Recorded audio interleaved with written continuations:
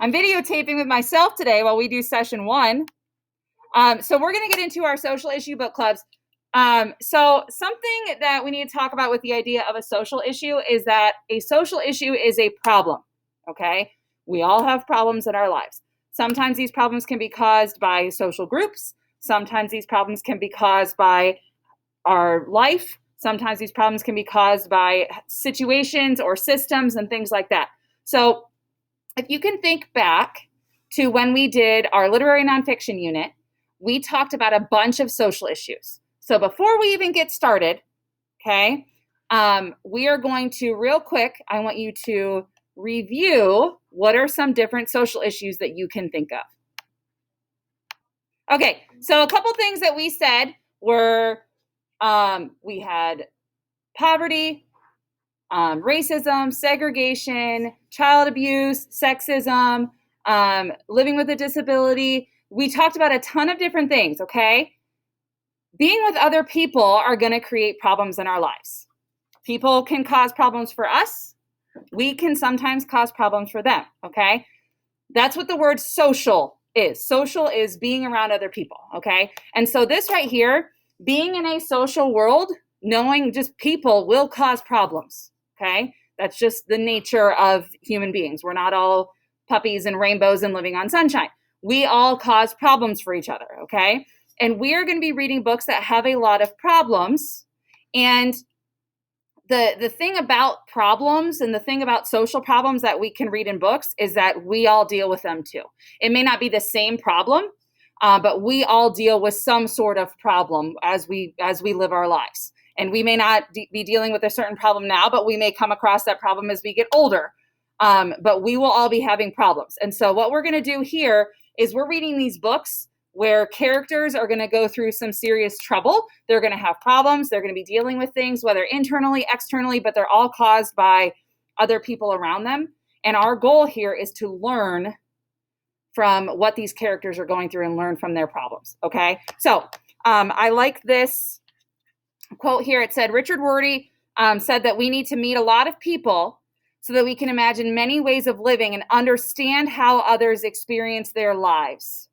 Okay, we kind of have our own life, and if we don't expose ourselves to other people's lives and how other people are living their lives, then we're not getting an experience that we should get. Okay, so the best way to meet a lot of, well, that's later, but right, like understanding other people's experiences is critical to growing as a human being.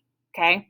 And so he said the best way to meet a lot of people quickly is to read a lot of books. And that's what we're doing here. They may be fake people, but they're real problems. Okay. So we're going to read 2 short stories with this unit. This first one is called My Side of the Story. It's about a kid with a brother who's, you'll see. His name is Will. He has a brother. And we're going to read the very first little bit of it today, and we'll finish it next week. What I want you to do as we read is think about the relationships between the characters, because remember, social problems are caused when people have issues with each other. Okay, so here we go. First 2 paragraphs. I was sitting at my desk in my bedroom practicing my signature when my brother came in and asked me if I wanted to throw the ball around or shoot baskets. No, I said. So he looked over my shoulder at my signatures, went to the bathroom for a few seconds, came out, went to his own desk, unraveled an entire roll of Scotch tape, and stuck it to my head. All right, so what I want you to do here, 2 paragraphs, turn and talk. That's Will. Will is the one sitting at his desk. What can you see about the relationship between Will and his brother? And think deeply about the relationship. Not Will is this, his brother is this. Think about their relationship and how they are together. All right, turn and talk. Go. Okay, so we kind of came up with the fact that they're not close. Right? Clearly, there's some tension between the 2. They don't seem to have a very good relationship. They seem to be at each other's throats, looking to argue and bicker a little bit. Okay? So we're going to keep reading here. There's going to be more layers to this relationship. Okay? So try to figure out. So they don't really get along. They're not really best buddies. They're not, friends. Pay attention to the different layers. See if anybody else, well, nobody else is going to come in yet, but look at the different layers and see what's really going on. What is the dynamic between the both of them? Okay. Naturally, I was outraged. What'd you do that for? I asked. It was a stupid question because I knew very well why he had done it. He had done it for the same reason he had stuffed me in the laundry hamper and tied me to a chair with my best ties. He had done it because he was 14 and had the good fortune to be blessed with a little brother he could bedevil at will. Try to get it off, he said. At this I attempted to do, but he had rubbed the Scotch tape so hard into my scalp that it had become part of my head. Let me try, he said. So he tried, and I yelled, and he stopped. Then he gently pulled a piece of the Scotch tape off the side of my head, along with 6 or 7 of my temple hairs. All right, in a second, you're going to turn and talk again. What new ideas are coming out here? Okay, so as I walked around and talked with a couple of groups, a couple of us noticed that the relationship was very up and down because of the fact that at the beginning, brother seemed like real mean, just walked up, was like, well, if you're not going to play with me, let me tape your head, right? But then like down here at the very end, he gently pulled the Scotch tape off, right? So some of us noticed that there was a little bit of kindness in there. So they may have a rough relationship, but there's also just a little bit of caring in there as well. And so a lot of us noticed that. I also heard somebody say maybe Will, the younger brother, was doing something too, and we just don't necessarily know the whole story, right? He's the one telling the story, so we don't know. Clearly, yes, older brother seems to pick, but we don't know what Will does that causes the picking, right? We don't know the full sides of the story. So that's what I think is important for you guys to pay attention to. Don't be so quick to judge when you're reading your books. Same thing as when you meet human beings in real life. Don't be so quick to judge. If you're quick to judge and then you have this preconceived idea in your mind that this is the way this person is, you're not going to be as willing to learn about them and learn from their experiences and actually see their side of the story. Okay. So for example, like this may not be a he's good, he's bad issue, right? Clearly, Big Brother may be a stinker at some point, but he may be great at other points, right? So you don't always know both sides of the story. So one thing I want you to start saying is this phrase right here. I think that right now it seems that, because if you start phrasing it that way, you're not going to be stuck at this character's this way, their relationship's this way. You're able to adjust and kind of change your thinking as you go along, okay? All right. So what I want you to do now, I'm gonna read a little bit more, and I want you to kind of think or jot. Feel free to jot if you have a problem keeping it up here. Jot away. What details are going to shift your thinking? What details are going to change your thinking? Okay. Even at the age of 9, I knew that I had been mightily wronged. Even at 9, I knew that this violated every code of justice and fair play that I had ever been taught. And so my heart, full of righteous rage and indignation, I leaped out of my chair past my brother in search of justice. So what brother is 14, this kiddo is 9. The kid with the tape on his hair is 9. Will. In those days, justice looked a good deal like my mother. It had a lovely brown hair, a warm, enchanting smile, and a soft, understanding voice. It was comforting to know that in a matter of seconds, my mother would hear the evidence, weigh the evidence, and punish my brother. Generally, things were murkier. Generally, I did something by accident, then my brother did something back, and I did something back, and on, until it was impossible to tell who was at fault. But this was the case of a lifetime, and the best part of it all was that the evidence was stuck to my head. When I reached my mother's room, I saw that the door was closed. For a moment, I hesitated, wondering if she was sleeping, but I was so sure of my case, so convinced of the general rightness of my mission that I threw open the door and burst into the room screaming, Mom, skip put! And then I realized I was talking to my father, not my mother. All right, so take a second, turn and talk. What details here are shifting your thinking? All right, so a couple things that I heard. Sounds like it's still a typical relationship where it's back and forth, back and forth, back and forth.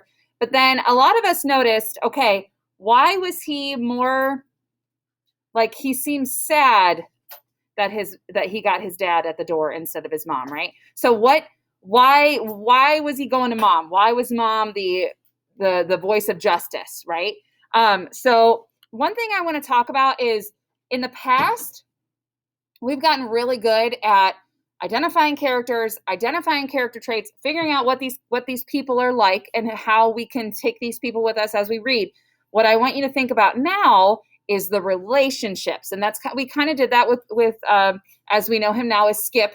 We did this at the beginning with Will and Skip, but now we have all these different relationships. Okay, we have to think deeply because it's not going to be really explicit. It's not going to come straight at you in the text.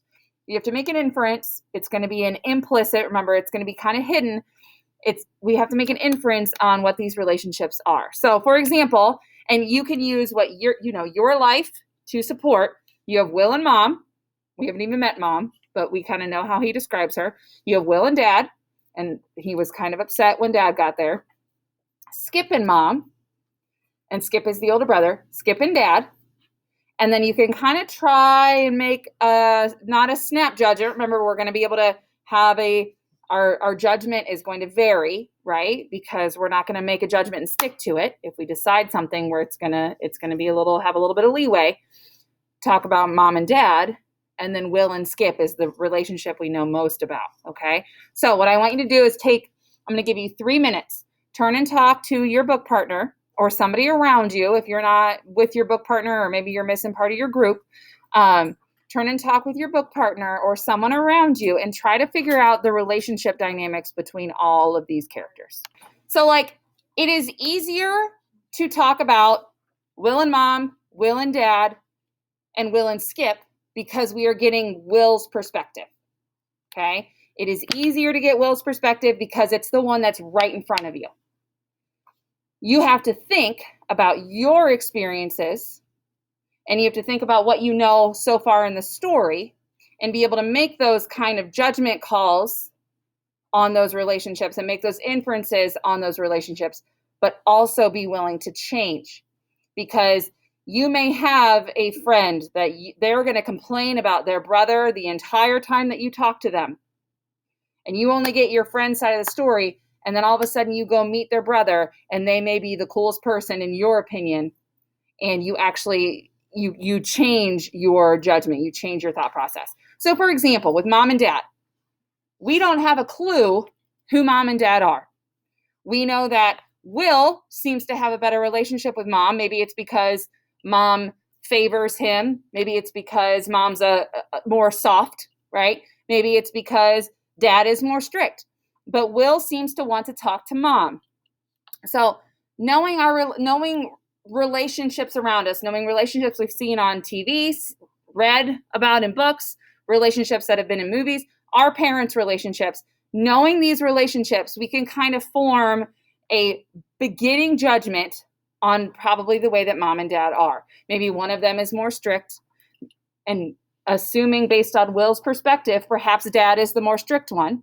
Perhaps Mom and Dad communicate, maybe not. But we're going to start by making those inferences. And then as we read on, that's where our opinions and thoughts may change. Okay? So we're going to finish this story in a couple of days.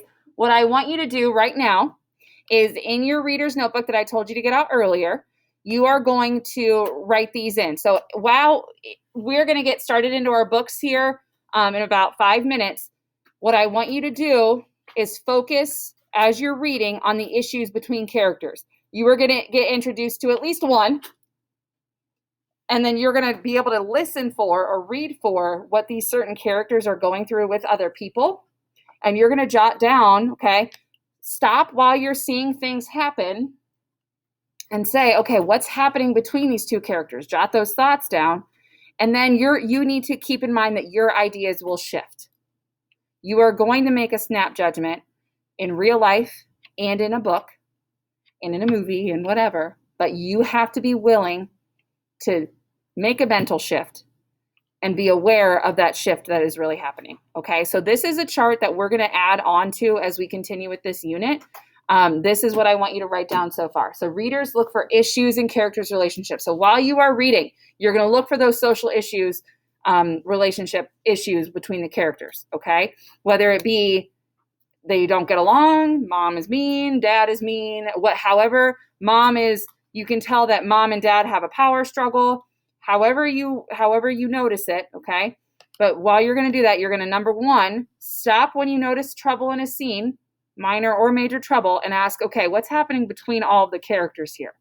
Not just who is this character, what's happening between the characters. And then number two, expect your ideas to shift. So you're going to read, learn more about the characters, and be willing to shift your thinking. Okay, I'll give you a second to write that down.